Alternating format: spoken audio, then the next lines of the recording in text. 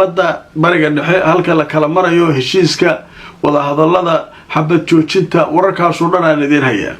haddaba ugu horreyn waxaynu ku bilaabaynaa warar soo baxay saacadihii la soo dhaafay waxay sheegayeen berito oo jimcaha wada hadalladu inay ka furmayaan u dhaxaynaya Mareykanka iyo Iiraan magaalada Islamabad ee dalka Pakistan.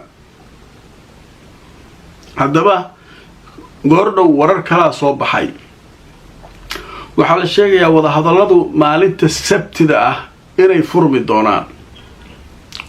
waliba waxaa lagu tilmaamay wada hadallo mubaashir ah toos ah waa la soo hor fariisanaya miiska lagu lafagurayaa wixii la isku haystay. wada hadalladaas ujeedkooda ugu weyn wuxuu yahay in la gaaro heshiis abadi ah oo xabad joojinta waxaan laga gudbo heshiis rasmi ah la gaaro. dhanka Mareykanka wada hadallada waxaa hormuud ka ah madaxweyne ku-xigeenka dalkaas oo ay wehelin doonaan raggii horey wada hadalladan u sii waday Witkoff iyo Kushner oo ah ergeyga madaxweyne Trump u qaabilsan wada hadallada.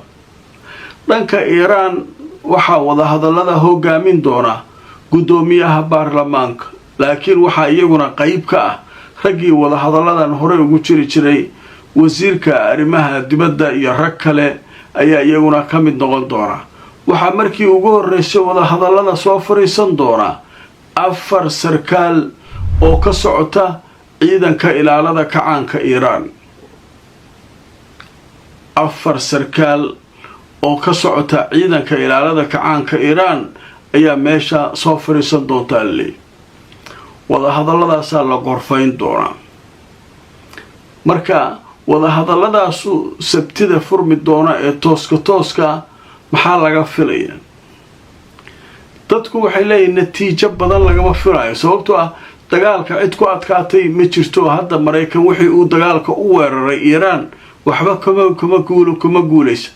ilaa waxaa la dhihi karaa Iiraan dagaalka ku guuleysato iska caabisay weerar dowlad weyn oo lagu soo qaaday oo iska celisay muddo 40 maalmood. marka sheekadu waxay leeyihiin rajo badan lagama qabo, laakiin wixii soo baxa waa arki doonaa. weli waxaa jiray leeyihiin isyasid. Mareykanka weli wuxuu leeyahay maaragtay haddii wada hadallo la gaari waayo waxaan hayaa ridayaa, ayaduna waxay leedahay waxaa rabta soo ridaadeen waa isbaranay. marka meesha weli wax natiijo dadku ugama muuqdaan. haddaba markaan idin tuso wararkii ugu dambeeyay wakaaladda wararka Anadolu waxay leedahay warbixinada dhanka Pakistan laga helay goordhow waxay sheegayaan oo soo gaaray wakaaladda wararka Anadolu in wada hadallada Mareykanka iyo Iiraan ay yihiin kuwa toos ah waxayna dhici doonaan Sabtida. maalinta Sabtida ah ayay wada hadalladu dhici doonaan alle. marka wada hadallada natiijadoodu marka sidaas laga filayaa, wax rajaa laga filayo male. hadda aan idinla hadlayo warar soo dhacay Iiraan warka oo ka yimid wada hadallada ku saabsan. Iiraan warkeeda marka waxa leeyahay war muhiim oo degdeg ah oo hadda Iiraan ka yimid. haddaba marka haddaan idin tuso waxa leeyahay warbixino dhinaca ammaanka oo dhanka Iiraan ka soo baxay waxay sheegeen hadeer inaysan jirin wax wada hadal ah iyadoo aan la joojin weerarka lagu hayo Lubnaan. joornaalka la yiraahdo Tehran Times ayaa wuxuu sheegay warbixino dhinaca hay'adaha ammaanka Iiraan uu ka helay inaanay jirin wada hadal Iiraan ay ka qayb gali doonto inta Lubnaan weerarka lagu hayo oo Israa'iil ay weerarayso Lubnaan. wax wada hadal ma bagaleeneen warnimakan Sabtida hadda la balasraa Soomaaliya oo hadda ka sheekeynayna wafuudda dhinacyada hadda waxay la mufaawadaad wax wada hadal ma jiro inta Israa'iil ay weerarayso Lubnaan. wax wada hadal ma bagaleyno meesha wada hadal ma jireen.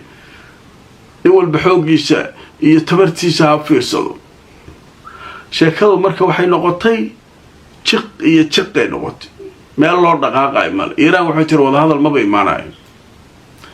Mareykanka marka waxa leeyahay wada hadalladan asaga dan kale siduu rabo dan ha uga yeesho. qaar waxay ku fasirayaan doorashooyinka soo socda gudaha Mareykanka ayuu xisbigiisu wax badan weyn doonaa bisha November ee soo socota.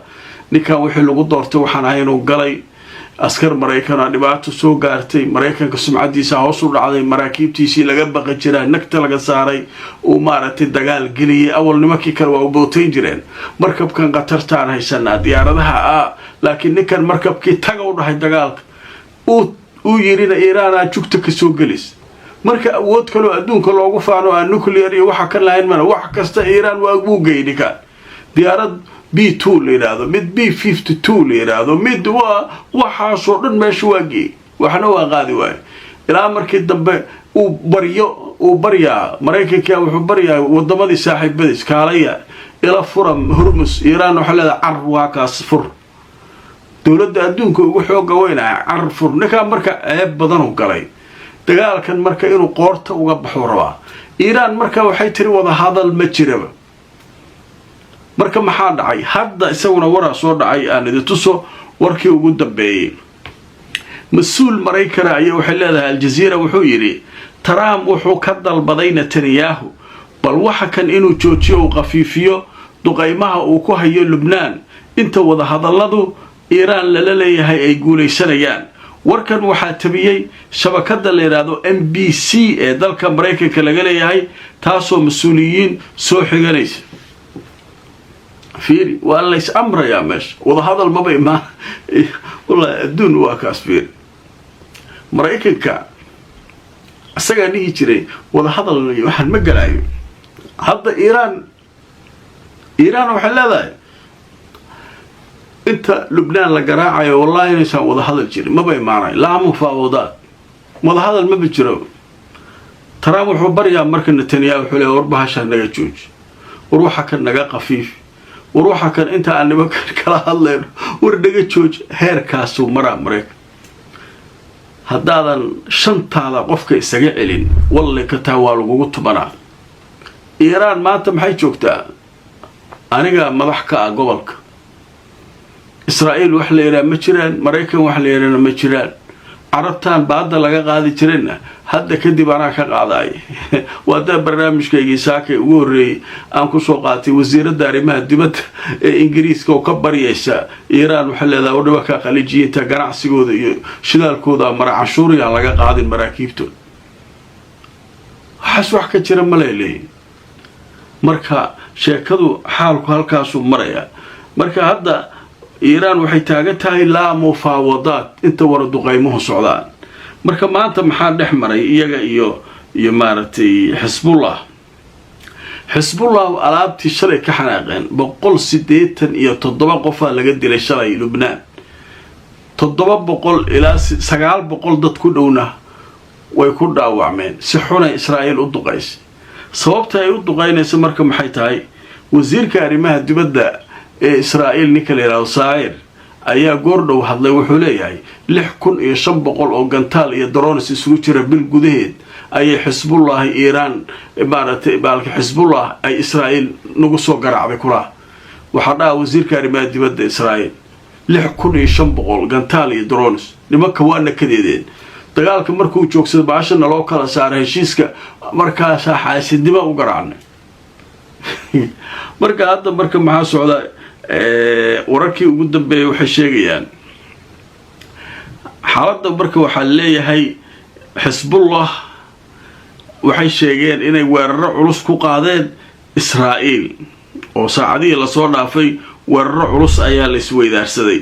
wakaaladda wararka Anadolu waxay sheegaysaa 30 gantaal oo ay kaga jawaabayso xasuuqii Arbacada in marka ay Xisbullah ku jawaabtay oo Israa'iil ay ku riday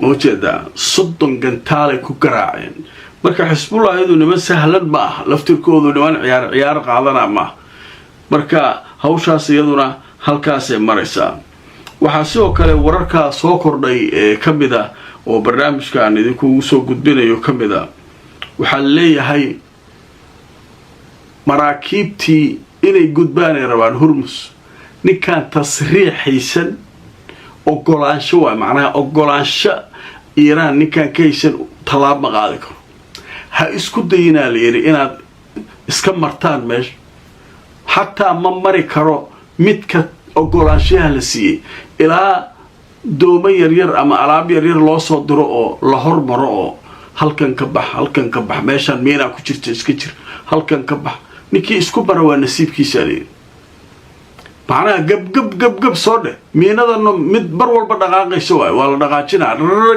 meeshii hadda la maray maa kii kale meel kalaa la marsiina hadan kii kale meeshaan waxa leeyahay waxbaa ku jira maraakiibtii oo dhan markay marayaan siraadkii aakhiro la dul marayay sidii oo kale waay marka xagee miina ku jirta halkan ma ku jirto halkan lagu maraa midkii la fasaxa waay meesha marka waa xarad tahay haddaba markaan idin tuso wararkii ugu dambeeyay sheekada laga qoray Iiraan waxay u xadiday meelaha la marayo oo aaminka ah Hormuz ayay tilmaamaysaa iyadoo markaa ogolaanshiyo laga qaadanayo ciidanka ilaalada kacaanka Iiraan markab kasta oo tasriixa soo qaata ogolaanshaha soo qaata markuu meesha marayo xataa waa loo xadidaya halkan iska jir miina ku jirto halkan meeshaas marka aagaas waa xoreysay haddaba qaybaha ugu dambeeya barnaamijkeena wararka soo dhacay waxaynu kaga hadli doonaa Faransiiska waxay sheegeen inay lagama maarmaan tahay diblomaasiyadda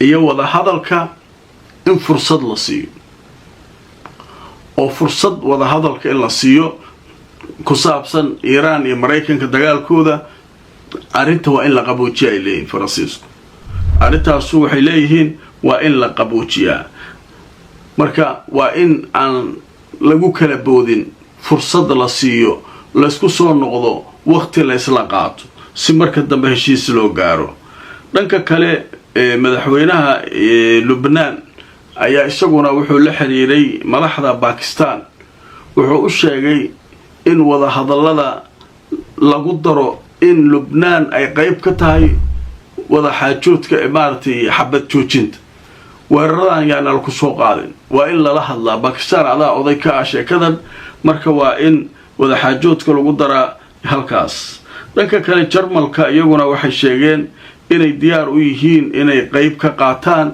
haddii loo baahdo maranbiyoodka Hormuz maraakiibta in laga caawiyo sidii ay u gudbi lahaayeen iyo waxaas marka sheekooyinkaas marka ay iyaguna hadda soo saareen oo ay wadaan wararkaas marka ugu waaweynaa wixii soo kordhay waa eegi doonaa ma wixii kale soo kordha barnaamijyadeeda dambe ayaanu idin kula socodsiin doonaa intaas waxay aayeen akhbaaraadkii soo kordhay tan iyo intaynu kala maqneen kuwii ugu muhiimsanaa ku xirnaada mar walba barnaamijyadeena xaqiiqda ku salaysan inagoo mar walba idiin soo gudbinaa macluumaad iyo warar xaqiiqa oo aanu ka soo xiganay hay-adaha warbaahinta caalamka